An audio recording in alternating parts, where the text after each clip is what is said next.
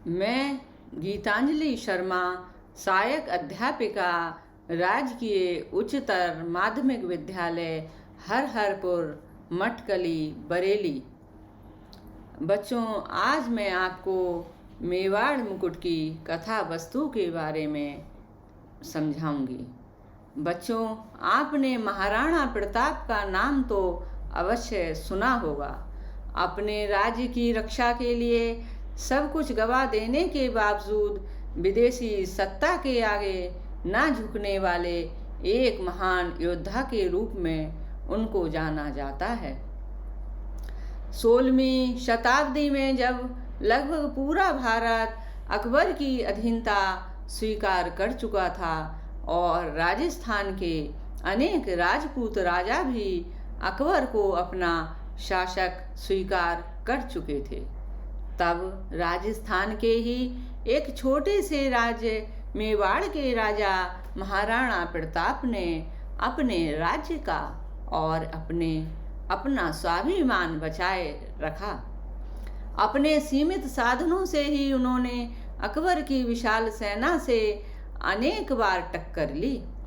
अपना राज्य छोड़कर उन्हें जंगलों में भटकना पड़ा, फिर भी उन्होंने पराजय स्वीकार नहीं की और अपनी मातृभूमि की रक्षा तथा अपने राज्य की स्वाधीनता के लिए पूरे जीवन संघर्ष करते रहे। उन्हीं महाराणा प्रताप के जीवन की गौरव गाथा से कुछ अंश लेकर कवि गंगारतन पांडे ने मेवाड़ मुकुट खंड काव्य की रचना की है। इस खंड काव्य के नायक महाराणा प्रताप हैं। महाराणा प्रताप मेवाड़ के शासक थे, जो कि वर्तमान राजस्थान राज्य में स्थित है।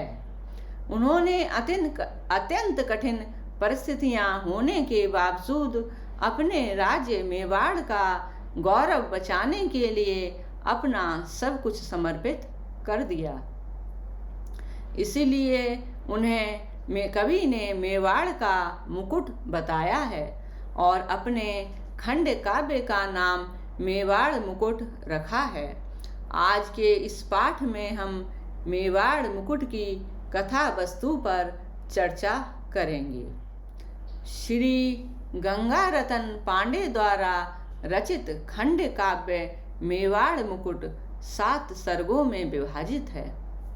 यह 7 सर्ग हैं: अरावली, लक्ष्मी, प्रताप, दौलत, चिंता, पृथ्वीराज तथा भामाशाह। प्रिय विद्यार्थियों, आपने भामाशाह का नाम भी सुना होगा, जिन्होंने अकबर के विरुद्ध लड़ने के लिए नई सेना तैयार करने हेतु महाराणा प्रताप को आर्थिक सहायता दी थी। इसके लिए उन्हें अपनी सारी संपत्ति सौंप दी थी। प्रमुख रूप से इसी घटना को लेकर इस काव्य की रचना की गई है। इस पूरे खंड काव्य की अलग अलग सर्गों की संक्षेप में कथा वस्तु इस प्रकार है। अरावली सर्ग। मेवाड़ मुकुट का पहला सर्ग है अरावली।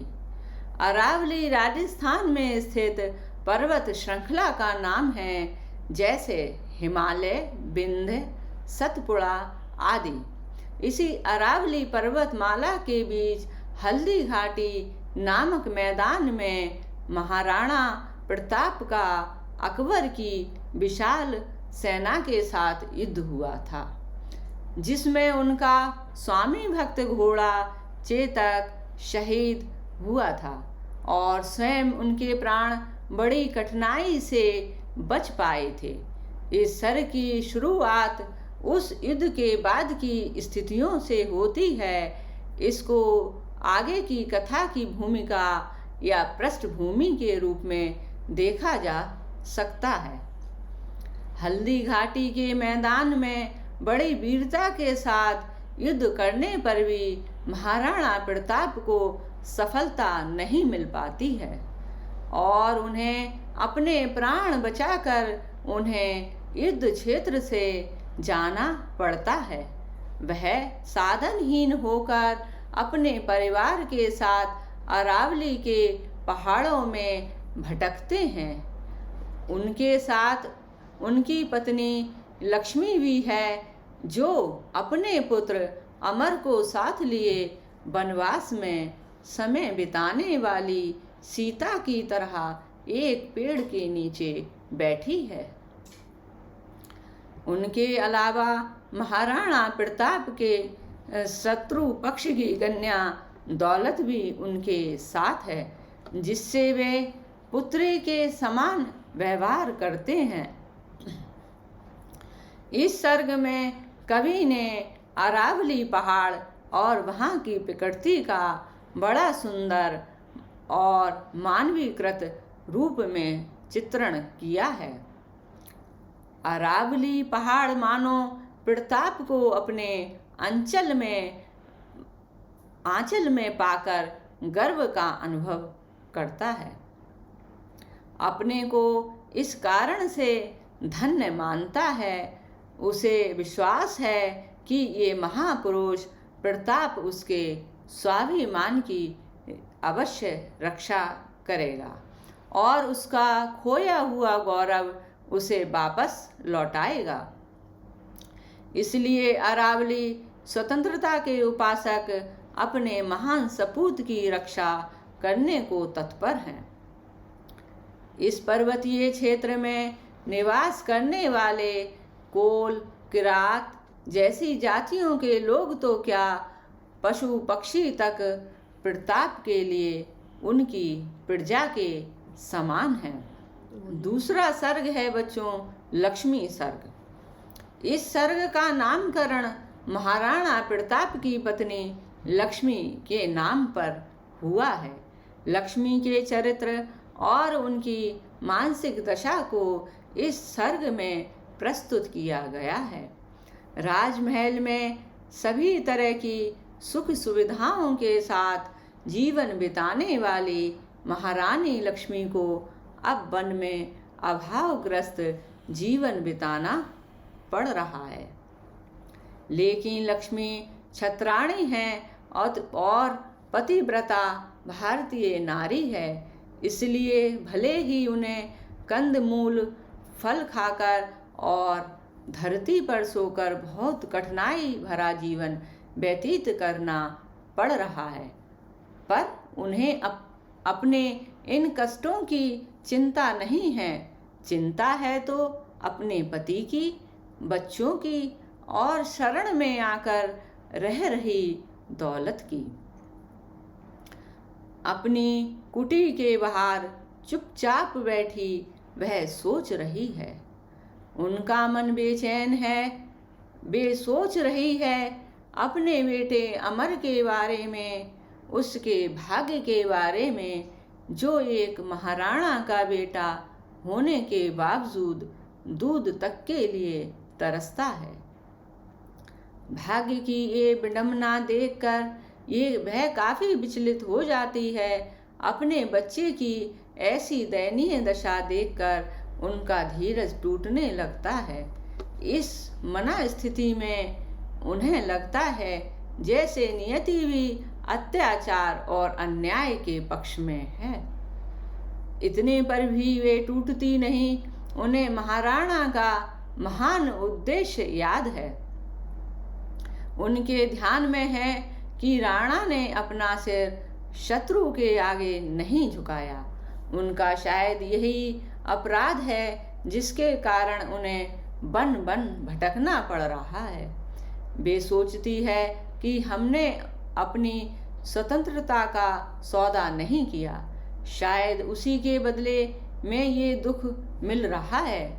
ऐसी निराशाजनक मानसिक स्थिति में भी उनका हौसला टूटता नहीं और उनके अंतर्मन से आवाज निकलती है, हमको नहीं डुबा पाएगा ये कष्टों का सागर। इसी समय महाराणा प्रताप कुटी से बाहर आ जाते हैं। रानी के इतनी देर तक जागते रहने का कारण पूछने पर वह उन्हें बिना कुछ बताए कुटी के भीतर चली जाती है। पर प्रताप उनकी मनोदशा को समझ जाते हैं और उनकी आंखों में भी आंसू भर आते हैं। मेवाड़ मुकुट के तीसरे सर्ग का नाम है प्रताप। इस सर्ग का नाम महाराणा प्रताप के नाम पर रखा गया है। इस सर्ग में महाराणा के मन का अंतर्द्वंद प्रस्तुत किया गया है। उनके सामने सबसे कठिन समस्या अपने राज्य मेवाड़ को मुगलों से मुक्त कराने की है। एक पेड़ के नीचे सोच में डूबे हुए वे बैठे हैं और विचार कर रहे हैं कि उनकी पत्नी को भी उनके साथ अपार कष्ट सहना पड़ रहा है और वह भी उनके साथ वन वन भटक रही है। इसके बावजूद अपने कर्तव्य पालन से वह पीछे नहीं हटी है। वे सोचते हैं कि मुझे भी अपने कर्तव्य का निर्वाह करना चाहिए। अपने भाई शक्ति सिंह की भी उन्हें याद आती है और अपने प्रति किए गए उसके विश्वासघात के बारे में सोचकर वे दुखी हो उठते हैं। वह उन्हें छोड़कर उनके शत्रु अकबर से जा मिला है। उसको लेकर वे अपने मन की भावना इन शब्दों में व्यक्त करते हैं। शक्ति सिंह जिसको मैंने था बंधु बनाकर पाला, वह भी मुझसे दूर होकर गया, निकला विषधर काला। इसके बाद भी उनके मन में अपने भाई के प्रति विश्वास बना हुआ है और उनका उत्साह बिल्कुल कम नहीं हुआ है। वे सोचते हैं जिस दिन शक्ति सिंह की आत्मा जागेगी और उसे धिक्कारेगी, उस दिन वह अवश्य लौटकर उनके पास आएगा। वह राजा मान सिंह के बारे में सोचते हैं जो अकबर की सेना का सेनापति है।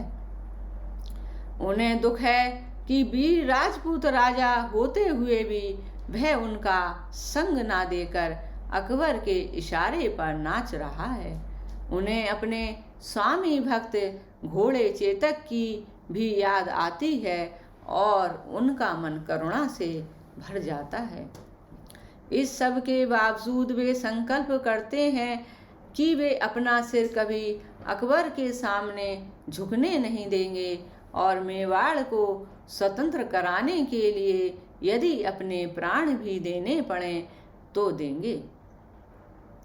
इस संकल्प के साथ ही एक चिंता भी उनके मन में उठती है कि मेवाड़ की स्वाधीनता की कठिन लड़ाई के लिए पर्याप्त साधन कैसे जुटाएंगे। इसके लिए वे सिंधु प्रदेश में जाकर सेना तैयार करने के बारे में सोचते हैं, जिसके द्वारा मुगल सेना से टक्कर लेकर वे अपने मेवाड़ को मुक्त करा सकें।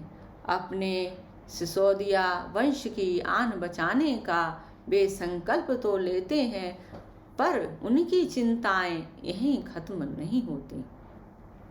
अपने साथ रह रही शत्रु पक्ष की कन्या दौलत के बारे में भी वे सोचते हैं कि उसका क्या होगा। क्या उसे भी सिंधु जाते समय साथ में ले जाना पड़ेगा।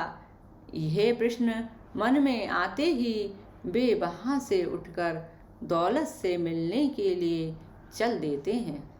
इस तरह से इस सर्ग में महाराणा प्रताप का मानसिक अंतर्द्वंद, उनके मन की चिंताएं, संकल्प शक्ति और अपनी मातृभूमि को आज़ाद कराने की तीव्र अभिलाषा आदि भाव सामने आते हैं। यह मेवाड़ मुकुट का चतुर्थ सर्ग है।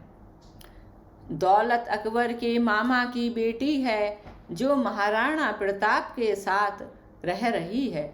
उसी के नाम पर इस सर्ग का नामकरण किया गया है। इस सर्ग में वह अपनी पर्णकुटी के पीछे एक वृक्ष की छाया में बैठी है और अपने पिछले जीवन को याद कर रही है। अकबर के महल में बीते अपने जीवन को याद कर वह सोचती है कि वहाँ भोग विलास तथा सुख सुविधाएं तो थीं, परंतु प्रेम नहीं था।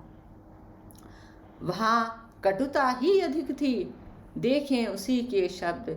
उस भोग विलास भरे जीवन में कटुता ही थी, प्रीति नहीं।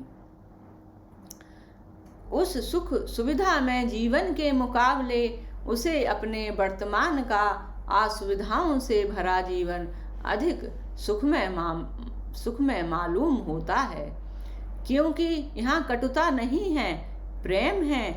अकबर के साम्राज्य विस्तार की लिप्सा उसके कोमल मन में घृणा उत्पन्न करती है, परंतु महाराणा प्रताप के प्रति उसके मन में श्रद्धा है और वह उन्हें अपने पिता की तरह देखती है। इस संबंध में उसके भाव देखें। सचमुच ये कितने महान हैं, कितने गौरवशाली। इनको पिता बनाकर मैंने बहुत बड़ी निधि पाली। महाराणा प्रताप के भाई शक्ति सिंह के प्रति दौलत के मन में प्रेम है, पर उनके सामने अपने मन की बात बताकर उन्हें वह और दुखी नहीं करना चाहती। वह दोनों की तुलना करती है और महाराणा प्रताप रूपी सूरज के सामने शक्ति सिंह को एक दीपक की तरह पाती है।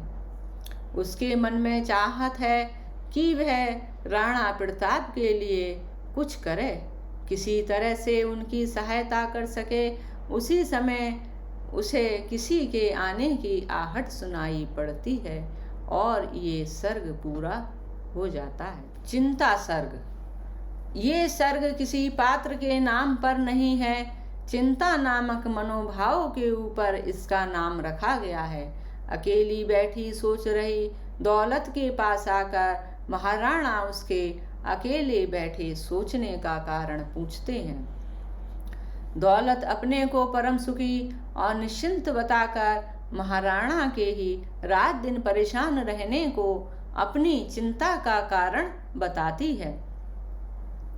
महाराणा उसे प्यार से कहते हैं, तूने तो आकर किए मुखर, सोए थे जो सरमौन यहाँ। फिर वे दौलत को अपनी परेशानी बताते हैं कि अपनी पत्नी लक्ष्मी की आंखों के आंसू उन्हें विचलित किए हुए हैं। दौलत भी कहती है कि महारानी अपने दुख को अपने मन की गहराई में ऐसे दबा कर रखती है कि किसी को उनकी व्यथा का ज्ञान नहीं हो पाता। फिर भी उनकी आंखों में आंसू आए हैं तो अवश्य कोई बड़ा कारण होगा। अतः महाराणा के साथ दौलत भी महारानी लक्ष्मी के पास जाकर उनकी पीड़ा के कारण को जानने और अपनी सामर्थ्य भर उसे दूर करने के लिए तत्पर हो जाती है और उनके साथ महारानी की ओर चल देती है। महारानी लक्ष्मी अपने पुत्र अमर को अपनी गोद में लिटाए हुए है और लगातार वर्तमान और भविष्य को लेकर चिंतित है। वे सोचती है कि उनके ही कारण महाराणा अपना देश छोड़ वन में भटक रहे हैं। हल्दी घाटी के मैदान में चेतक पर सवार महाराणा की वीरों का आह्वान करती हुई छवि उनके मन में उभर आती है। तभी एकाएक दौलत की मीठी आवाज उनके कानों में गूंज उठती है, किस चिंता में एकाकी बैठी हो चुपचाप इधर। महारानी और दौलत की बातचीत के बीच में ही महाराणा प्रताप बताते हैं कि उन्होंने निश्चय किया है कि वे अपने मेवाड़ की मुक्ति के लिए कुछ समय सिंधु प्रदेश में रहेंगे और वहां जाकर सेना एकत्रित करके फिर लड़ाई करेंगे। इस तरह से या तो वे स्वयं मिट जाएंगे या फिर अपने मेवाड़ की गुलामी मिटा देंगे।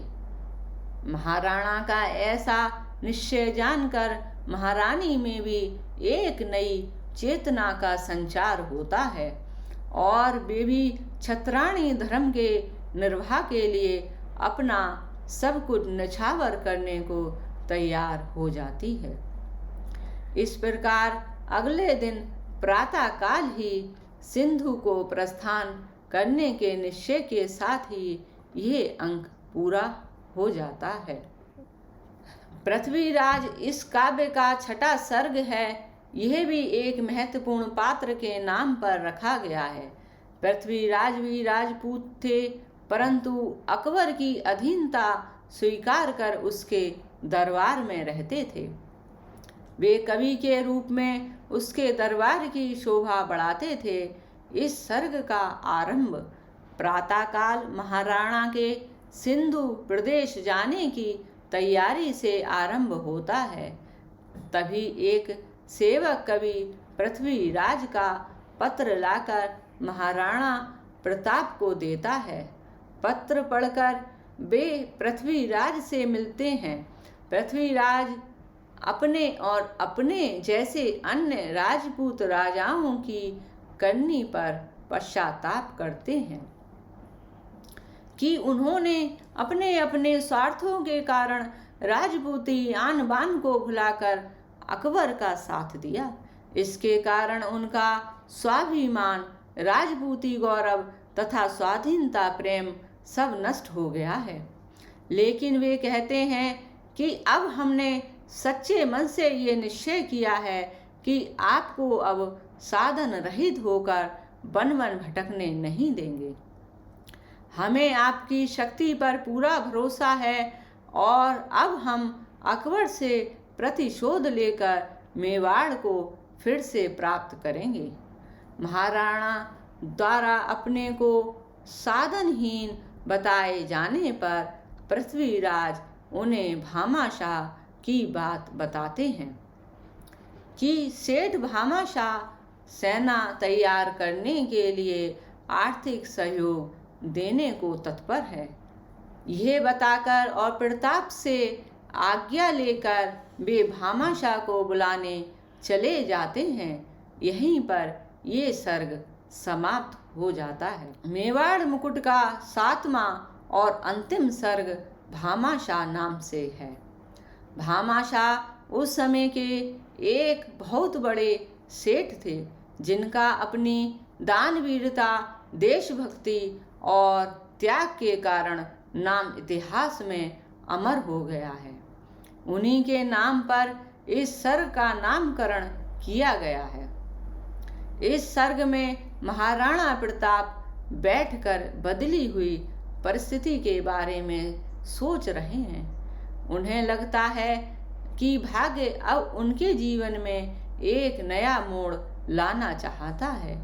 इसीलिए तो पृथ्वीराज अकबर के मित्र होते हुए भी उन्हें खोजते हुए यहाँ तक आए हैं और साथ में भामाशाह को भी लाए हैं। तभी भामाशाह को लेकर पृथ्वीराज आते हैं और भामाशाह महाराणा प्रताप की जय जयकार करते हुए उनके चरणों में अपना माथा नवा देते हैं। भामाशाह बहुत धनी सेठ हैं और वे देश रक्षा की खातिर अपने पूर्वजों द्वारा एकत्र की गई अपनी सारी धन संपत्ति महाराणा को सौंपना चाहते हैं, परंतु महाराणा इससे इनकार करते हैं क्योंकि वह पराया धन लेना अपने क्षत्रिय कुल की मर्यादा के विरुद्ध मानते हैं। भामाशाह तर्क करते हैं कि ये संपत्ति तो आपके राजवंश की दी हुई है, उसी को मैं वापस कर रहा हूँ। महाराणा फिर भी मना करते हैं और कहते हैं, राजवंश ने जिनको जो कुछ दिया ना वापस लूंगा, शेष प्राण हैं अभी देश हित हस हस होम करूंगा। ये बात सुनकर भामाशाह फिर प्रश्न करते हैं कि देश हित में त्याग और बलिदान का अधिकार क्या सिर्फ राजवंश को ही है? क्या ये देश के हर नागरिक का कर्तव्य नहीं है कि वे अपने देश के लिए आवश्यकता पड़ने पर अपना सब कुछ न्यौछावर कर दे? भामाशाह के विनम्रता पूर्वक से दिए इस तर्क को सुनकर महाराणा मना नहीं कर पाते और थोड़ी देर के लिए मौन रह जाते हैं। फिर भामाशाह को अपने गले से लगा लेते हैं। भामाशाह द्वारा समर्पित की गई संपत्ति को स्वीकार कर सेना एकत्र करने के लिए बेसन्नद्ध हो जाते हैं और मेवाड़ की स्वाधीनता का अपना सपना उन्हें पूरा होता सा लगता है। यहीं पर मेवाड़ मुकुट की कथा पूरी हो जाती है। इस प्रकार कवि गंगा रतन पांडे ने अपने मेवाड़ मुकुट खंड काव्य के द्वारा भारतीय इतिहास के उस गौरवशाली पृष्ठ की कहानी कही है जिसमें भारतीय स्वाभिमान, समर्पण और त्याग की गाथा अंकित है। महाराणा प्रताप मेवाड़ के शासक थे। अपने राज्य की स्वाधीनता के लिए उन्होंने अपने परिवार के साथ भारी से भारी कष्ट सहे और अपने कर्तव्य पथ से डिगे नहीं। भामाशाह जैसे त्यागी महापुरुष तो भाषा का एक मुहावरा जैसा बन गए हैं। ये दोनों मेवाड़ के मुकुट तो हैं ही, भारत के मुकुट में भी लगे हुए बहुमूल्य हीरे हैं। बच्चों, अब मैं आपको ये बता रही हूँ कि इस कथा वस्तु पर आधारित किस प्रकार के प्रश्न आते हैं। एक यह प्रश्न आता है कि मेवाड़ मुकुट की कथा वस्तु संक्षेप में लिखिए, या मेवाड़ मुकुट की कथा वस्तु का सारांश लिखिए, या मेवाड़ मुकुट की प्रथम सर्ग, द्वितीय सर्ग या तृतीय सर्ग की कथा वस्तु संक्षेप में लिखिए, या लक्ष्मी सर्ग की कथा वस्तु संक्षेप में लिखिए। धन्यवाद।